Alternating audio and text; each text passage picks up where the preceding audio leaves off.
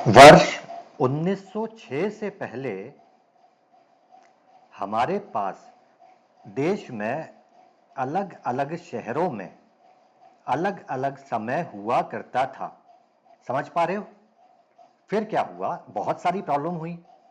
तो 1 जनवरी 1906 को भारत सरकार ने क्या किया, उन्होंने इस देश में एक जगह का चुनाव किया और कहा कि भाई इस जगह जो समय है आज, सारी देश अपनी अपनी घड़ियां इस हिसाब से सेट कर लो और पूरे देश में एक ही समय का चलन हो गया। अब पॉइंट ये है कि ये मैं आपको क्यों बता रहा हूं, और दूसरा ये जो टॉपिक है आज का, एस्ट्रोनॉमी, ये आपके कोर्स में हमने क्यों इंट्रोड्यूस किया है। देखिए बहुत इंपॉर्टेंट चीज है, काम आएगी, और इसके एक एक रीजन मैं आपको बताऊंगा। कई सारे क्वेश्चन है जो फेस करने पड़ेंगे। सबसे पहले बताता हूं आपके काम की बात। आगे चल के आप बड़े एस्ट्रोलॉजर हो जाओगे, फिर आपके दिमाग में आएगा कि भाई चलो अपना एक सॉफ्टवेयर बना लेते हैं। ठीक है, आप डेवलपर के पास जाओगे, वो कोडिंग तो कर देगा, लेकिन ये कैलकुलेशन है जो, या जो डिटेल्स हैं, वो कौन बताएगा उनको? वो उसको तो नहीं पता, वो आपको बतानी पड़ेंगी। अब आपको ही नहीं आती तो क्या ही बनवाओगे सॉफ्टवेयर, कहीं तो नॉलेज हो। ये खैर ये रीजन नहीं है। देखिए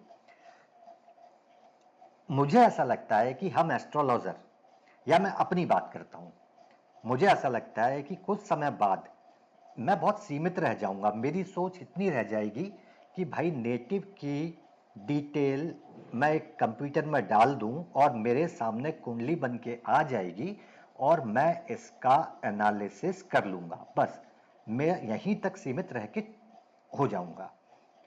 मुझे शायद ही पता हो कि भाई जो एस्ट्रोनॉमी है, यानी जहां से ज्योतिष का जन्म हुआ है, जो इसका बेस है, वो है क्या, ये मेरी पहुंच से बहुत दूर हो जाएगी। और मुझे ऐसा लगता है कि भाई एज ए एस्ट्रोलॉजर, अगर मैं खुद को एक एस्ट्रोलॉजर कहता हूं और मुझे अगर बेसिक्स भी नहीं पता, तो शायद कहीं ना कहीं कुछ अधूरापन है, कमी रहेगी, और कई सारी समस्याएं मुझे आगे झेलनी पड़ेंगी। एक एक करके बताता हूं आपको। पहला, आप क्वेश्चन करोगे कुछ समय बाद कि भाई ये चित्र पक्ष अयनांश सही है, पुष्य पक्ष ठीक है, कि फिक्स स्टार वाला ठीक है। ये आम क्वेश्चन आपके सामने आएगा। उसके बाद आप पूछोगे मैं एनसी लहरी यूज करूं, रमन अयनांश यूज करूं, केपी वाला सही है या युक्तेश्वर अयनांश सही है। उससे बड़ी प्रॉब्लम कि भाई अयनांश है क्या। ये सारे क्वेश्चन आपको फेस करने को मिलेंगे आगे। और समझिए, फिर क्वेश्चन आएगा मैं ट्रॉपिकल जॉडियक के हिसाब से कैलकुलेशन करूं, ये सही है, या साइड्रल जॉडियक अच्छे रिजल्ट देता है, यानी कि ये जो बाहर लोग यूज करते हैं या ये जो हम लोग यूज करते हैं। फिर आपको एक कॉन्सेप्ट मिलेगा, आगे बढ़ोगे, कि भाई सूर्य सिद्धांत क्या है और ये कैसे काम करता है। ये एक वैल्यूएबल कॉन्सेप्ट है, हमारे टेक्स्ट बुक में और काम का है, लेकिन चूंकि डायरेक्ट एनालिसिस पे चले जाते हैं तो कुछ समझ नहीं आता। तो ये क्वेश्चन का सॉल्यूशन ढूंढना है। एक इंपॉर्टेंट क्वेश्चन, भाई मैं समभाव विभाजन, इक्वल हाउस डिस्ट्रीब्यूशन का यूज करूं जिसमें मेरा हर घर, हर भाव, every house is of 30 degree, 30 degree का होता है, या मैं अनइक्वल हाउस डिस्ट्रीब्यूशन को सही मान के एनालिसिस करूं जहां एक हाउस 30 डिग्री से बड़ा और छोटा भी हो सकता है। ये कई क्वेश्चन है जो आप हमेशा पूछते ही रहोगे। उसके बाद मेरे लग्न की जो डिग्री निकल के आई, मैं उसको भाव का मध्य मानूं या मैं उसको भाव का संधि मानूं, यानी कि भाव की शुरुआत करूं वहां से। इन दोनों में से क्या मान के एक कुंडली का मुझे एनालिसिस करना चाहिए। फिर क्वेश्चन और आएगा आपके सामने कि सूर्य पथ, जिसको रवि मार्ग कहते हैं या एक्लिप्टिक कहते हैं, ये क्या है। भाई एक डिस्क है, मैं एस्ट्रोलॉजी में पूरा ब्रह्मांड, गैलेक्सी, यूनिवर्स तो पढ़ता नहीं हूं, क्या पढ़ता हूं? एक डिस्क है, उसके 9 डिग्री ऊपर, 9 डिग्री नीचे, बस यही राशियां और प्लानिट मेरा काम हो जाता है। तो एस्ट्रोलॉजी में मैं पूरा स्पेस या ब्रह्मांड नहीं पढ़ता। और ये सूर्य पथ काम आता है आपके अयनांश कैलकुलेशन के लिए। चलिए, फिर एक और इम्पॉर्टेंट चीज, प्रेसिशन ऑफ एक्विनॉक्सेस क्या होता है। ये वही सिद्धांत है जिसने एस्ट्रोलॉजी में कई मतभेदों को जन्म दिया है, और एक कारण भी है ये आपके अयनांश को कैलकुलेट करने का या उसमें डिफरेंस आने का। और मेरा ये मानना है कि भाई अगर एज एस्ट्रोलॉजर मुझे ये बेसिक्स नहीं पता तो कुछ कमी रह ही जाएगी कहीं ना कहीं। चलिए, तो शुरू करते हैं, आज का समझ लेते हैं, आज क्या डिस्कस करेंगे। लैटिट्यूड लॉन्गिट्यूड, देखा होगा आपने, ऐसा लिखा आता है जब हम सॉफ्टवेयर में एंट्री करते हैं, इतना डिग्री ईस्ट, इतना डिग्री नॉर्थ, क्या होता है, क्यों यूज करते हैं। लोकल मीन टाइम क्या होता है, कन्वर्ट कर सकते हैं क्या, इसको आगे समझा दूंगा। फिर आपने देखा होगा सॉफ्टवेयर में ये +530 लिखा आता है इंडिया में, जब हम एंट्री करते हैं सॉफ्टवेयर में, ये क्या होता है, और उसके सामने लिखा आता है ईस्ट ऑफ जीएमटी। इन सब के पर्पस क्या है, और ना केवल एक जगह की लोकेशन के लिए, बल्कि आपके सेलेस्टियल स्फीयर में, यानी कि आकाश मंडल में जो प्लैनेट्स की पोजीशन है, उनका कैलकुलेशन भी आप लैटिट्यूड लॉन्गिट्यूड से कर सकते हैं। ठीक है, शुरू करते हैं। बहुत सिंपल सा पहला कॉन्सेप्ट सबको पता है, ये मेरी अर्थ है, सीधी होती तो सेंटर ये होता, पर चूंकि सीधी नहीं है, 23.5 डिग्री झुकी हुई है इस तरफ, तो इस वजह से क्या होगा, मेरा जो सेंटर है वो ये हो जाएगा। ऊपरी हिस्सा नॉर्थ है, यानी इसको मैं कहता हूं नॉर्थ पोल, उत्तरी ध्रुव, और नीचे वाला साउथ पोल यानी कि दक्षिणी ध्रुव हो जाता है। यहां तक सबको पता है। एक और कॉन्सेप्ट है, ये जो नॉर्थ पोल का फेस है, ये किसकी तरफ होता है, द ब्राइटेस्ट स्टार, यानी कि नॉर्थ स्टार, जिसको हम ध्रुव तारा कहते हैं। यानी पृथ्वी के नॉर्थ पोल का फेस हमेशा ध्रुव तारे की तरफ होता है। यही रीजन है कि ओल्डन टाइम्स में ध्रुव तारे की, नॉर्थ स्टार को देख के हम डायरेक्शन का अनुमान लगाया करते थे। उस समय पे यही तरीका होता था। यहां तक ठीक है, नॉर्मल सा कॉन्सेप्ट है। आगे बढ़ते हैं। मेरी अर्थ को मैंने क्या किया, दो पार्ट में डिवाइड कर दिया। ऐसे मानिए एक फुटबॉल को एक प्लास्टिक की या एक मेटल की मैंने शीट ली और बीच में इंसर्ट करा दी, जो मेरी अर्थ को ऊपर और नीचे दो पार्ट में डिवाइड कर देंगे। तो एक्चुअली जो डिवाइड करता है वो एक सर्कल होता है, ये वाला। ये आगे की लाइन जो दिखेगी और पीछे की लाइन जो नहीं दिखेगी, ये सेंटर के पैरेलल होता है अर्थ के। तो ये अर्थ को कुछ कुछ इस तरह से दो पार्ट में डिवाइड कर देता है। यानी कि ये जो सर्कल था मैं जिसकी बात कर रहा हूं, ये ऐसे अर्थ को दो हिस्सों में डिवाइड करेगा। और ये जो सर्कल है, इसको आप कहते हो इक्वेटर। क्या होता है इक्वेटर? इक्वेटर को आप दूसरे नाम से जानते हो, दैट इज भूमध्य रेखा, हिंदी में बोलते हो, जो पृथ्वी को दो बराबर भागों में विभाजित करती है। कौन से विभाजन है?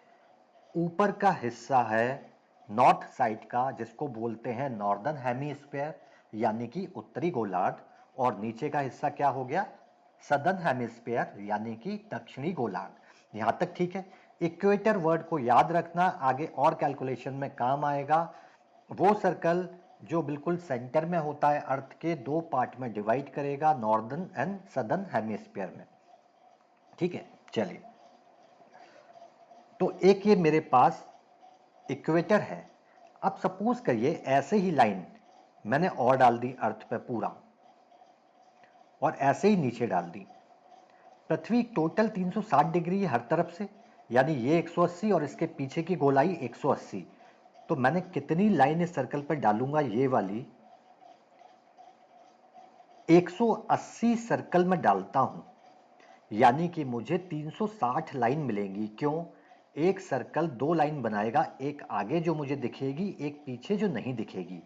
यानी कि पूरे 360 डिग्री में मैं 360 लाइन डालता हूं, यानी हर लाइन 1 डिग्री के अंतर पे है। ठीक है, यानी कि हर एक लाइन का डिफरेंस एक दूसरे से 1 डिग्री है। तो जब मैं सारी लाइन डाल दूंगा तो कुछ कुछ मुझे ऐसा दिखेगा। मैंने पूरी लाइन नहीं डाली है। ठीक है, ये आपका लाइंस हो गई। ये सर्कल है जो पीछे भी होंगे। इसको आप कहते हो लैटिट्यूड, यानी कि आपके इक्वेटर से पैरेलल जो लाइनें जाएंगी, जो सर्कल आएंगे, वो सब क्या होंगे, लैटिट्यूड। और लैटिट्यूड आपको बताता है कि आप पृथ्वी के सेंटर से नॉर्थ में हो या साउथ में हो। तो इक्वेटर या जब सॉफ्टवेयर में आप लैटिट्यूड डालते हो तो उसको पता चलता है कि आप यहाँ से इस लाइन से ऊपर की तरफ हो या नीचे की तरफ हो, इसलिए आप डालते हो 27 नॉर्थ या जो भी चीज़ है अपने अपनी जगह के हिसाब से। तो लैटिट्यूड क्लियर है, पृथ्वी के इक्वेटर से आप ऊपर हो या नीचे ये कैलकुलेट करता है आपका लैटिट्यूड। आते हैं उसी तरह जब पृथ्वी को मैं ऐसे वर्टिकली 2 पार्ट्स में डिवाइड करता हूं, ये लाइन है आपकी ग्रीनविच लाइन, जो लंदन के पास से होकर निकलती है, पृथ्वी को 2 भागों में डिवाइड कर देती है। ये लाइन नहीं होती, ये भी एक सर्कल है, जो आगे की लाइन दिख रही है पीछे की नहीं दिखती। जैसे ये एक सर्कल डाला, ये पूरा है, तो ये फ्रंट की लाइन है, ये बैक की लाइन जो दिखेगी नहीं। ठीक है, इसमें क्या होगा, जितने भी लाइनें हैं सब नॉर्थ पोल और साउथ पोल को टच करेंगे। मतलब ये सर्कल की रिंग है जो आप एक फुटबॉल को पहनाते जा रहे हो। ठीक है, तो अगला सर्कल ऐसे आएगा यहां से और पीछे यहां आएगा, फिर कुछ ऐसा आएगा और ऐसे निकल जाएगा। और ये भी कितने होंगे, 360 डिग्री है, तो कुल मिला के 360 लाइनें आ जाएंगी एक एक डिग्री की दूरी पर। ठीक है, ये कुछ कैसा दिखेगा आपको, ये कुछ इस तरह का दिखेगा। यानी कि ये आपका सेंटर, यहां से सारे सर्कल आप डालते चले जाओगे। इसको बोलते हो आप लॉन्गिट्यूड। यानी कि लॉन्गिट्यूड आपको बताता है कि आप सेंटर से वेस्ट में हो या ईस्ट साइड में हो, यानी कि आपका डायरेक्शन क्या है। अगर मैं बोलूं ईस्ट में हो तो आप समझ जाओगे कि भाई ये व्यक्ति इस सेंटर लाइन के इस तरफ है, वेस्ट वाला इस तरफ है। तो जब मैं लॉन्गिट्यूड डालता हूं 72 डिग्री ईस्ट, इसका मतलब मैं सेंटर से इस तरफ हूं। ठीक है, तो लैटिट्यूड क्लियर है हमें और लॉन्गिट्यूड क्लियर है। लैटिट्यूड मुझे क्या बताएगा, कितना नॉर्थ है कितना साउथ है, और लॉन्गिट्यूड मुझे बताएगा कितना ईस्ट है कितना वेस्ट है। ठीक है, तो कुछ अर्थ ऐसा दिखेगा जब डालने के बाद, और चूंकि 23.5 डिग्री इज टिल्टेड, तो इस तरह का लोकेशन में बन जाएगा। ठीक है, अब मैं आपसे पूछूं फॉर एन एग्जांपल, बताओ हम कहां हैं। तो रफली एक आइडिया बता रहा हूं भाई, इंडिया किधर है, 82.5 डिग्री ईस्ट। ठीक है, मान लीजिए एक मिनट के लिए ये सब लाइनें 20-20 डिग्री दूर हैं, यानी ये चौथी लाइन आपको 80 डिग्री दिखाएगी। इस पॉइंट से चौथी लाइन 80 डिग्री, यानी इससे थोड़ा सा और आगे यहां कहीं, यहां हम होंगे। लेकिन एक और चीज है, ये तो ईस्ट हुआ, ये तो समझ में आ गया कि मैं इस सेंटर से 82 डिग्री दूर पे हूं, लेकिन यहां कहीं भी हो सकता हूं मैं, क्योंकि ये सारी जगह इस सेंटर से 82 डिग्री दूरी पर है। ठीक है, तो वो आपको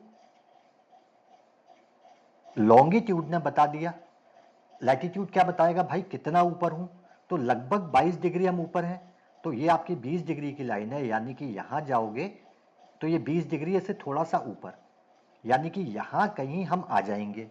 ठीक है, 80 डिग्री 82 डिग्री इस तरफ और 22 डिग्री इस तरफ। रफ आइडिया बता रहा हूं, आगे कैलकुलेशन भी बताएंगे, तो आप आइडिया लगा लोगे कि भाई ये जगह है। अब चूंकि इंडिया कोई पॉइंट तो है नहीं, एक देश है जो फैला हुआ है, तो हर जगह के लैटिट्यूड लॉन्गिट्यूड अलग अलग होंगे जो हम डालते हैं। चलिए देखिए, 24 घंटे में पृथ्वी 360 डिग्री घूमती है, तो क्या मैं कह सकता हूं ये कॉन्सेप्ट से कि 15 डिग्री बराबर 60 मिनट, यानी कि 1 घंटा मतलब 15 डिग्री।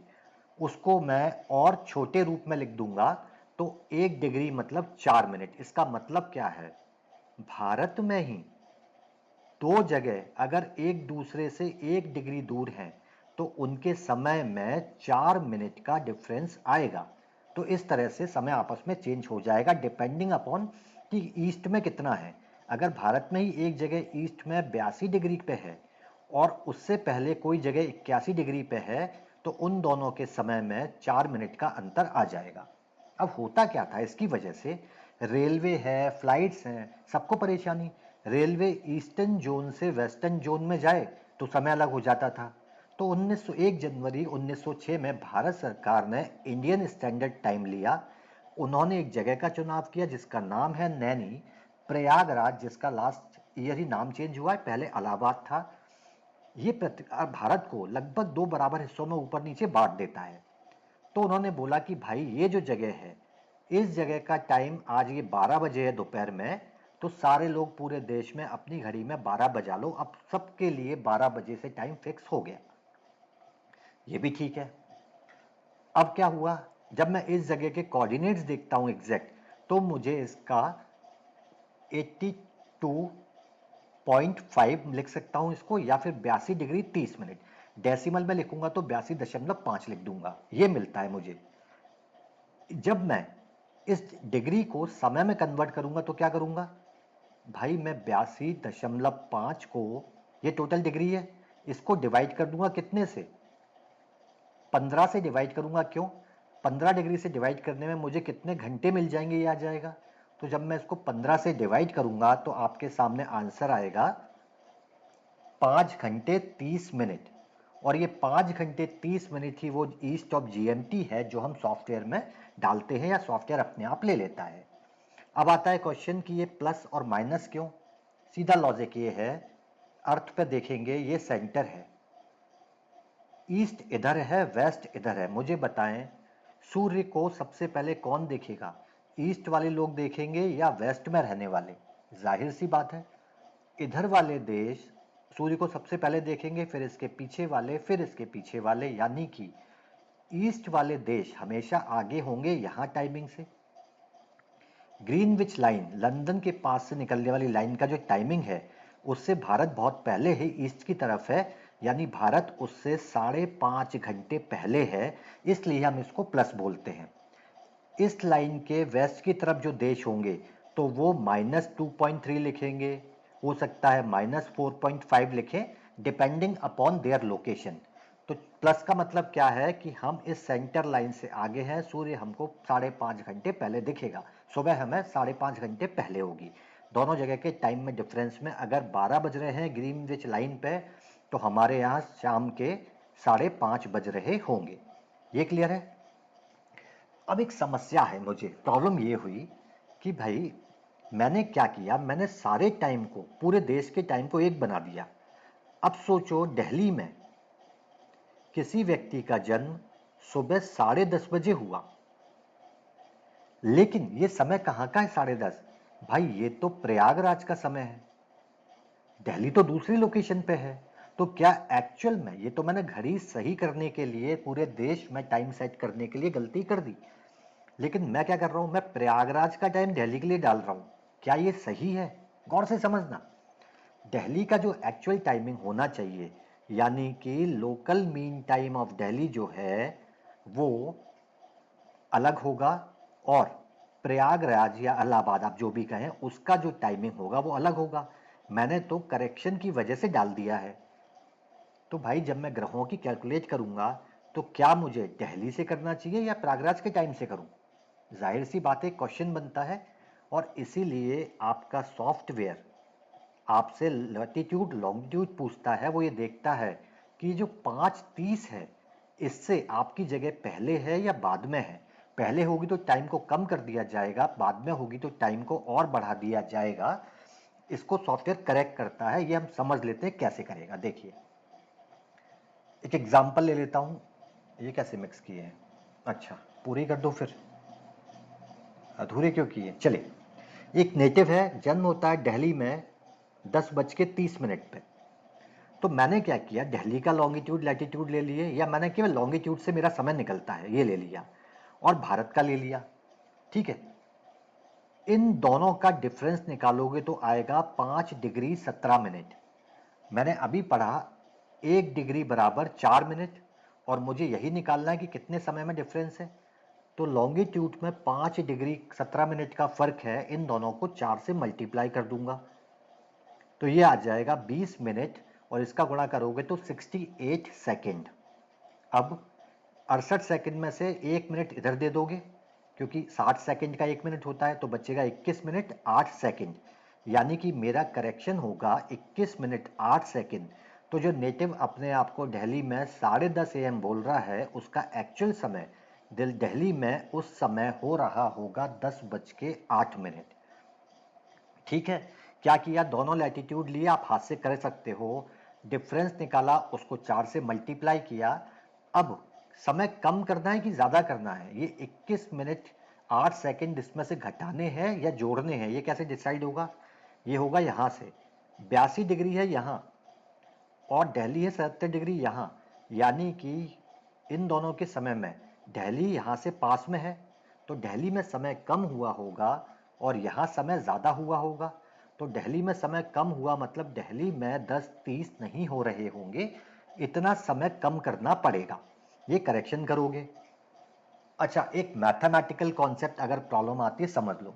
ये मैंने बोला 5 डिग्री 17 मिनट है, तो मैंने इसको जब 4 से मल्टीप्लाई किया तो मिनट में आंसर क्यों नहीं आया समझ लो। 5 डिग्री 17 मिनट ये डिग्री वाले हैं, जब मैं इसको डेसिमल में लिखूंगा तो मैं लिखूंगा 5 और 17 को डिग्री में बदलने के लिए मैं लिखूंगा 1760। अब ये दोनों मेरे लिए डिग्री में आ गए। अब मैं इनको 4 से मल्टीप्लाई कर सकता हूं, तो जब मैं इसको 4 से मल्टीप्लाई करूंगा तो आएगा 68/60। तो जब मैं इसको 60 से डिवाइड कर रहा हूं यानी ऑटोमेटिकली मैं इसको सेकंड में ही ले रहा हूं। ठीक है, मैथमेटिकल कैलकुलेशन है, यानी कि मैं अपने हाथ से समय को करेक्शन कर सकता हूं।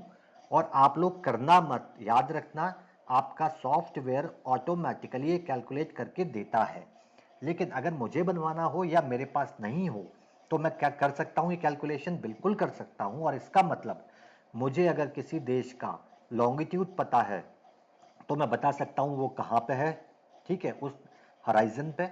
या फिर मुझे उस देश का जीएमटी पता है +530, तो क्या मैं उसका लैटिट्यूड सॉरी लॉन्गिट्यूड निकाल सकता हूं? बिल्कुल निकाल सकता हूं, इजी से कैलकुलेशन है। ठीक है, तो इसमें एक तो ये याद रखना है हमें, और एक हमें इक्वेटर को याद रखना है, ये आगे काम आएगा। ठीक है, आज केवल इतना ही डिस्कस कर रहे हैं। ठीक है, एक बार समझ लो, याला मैं रिकॉर्डिंग करके पहुंचवा दूंगा, थोड़ा सा आपके लिए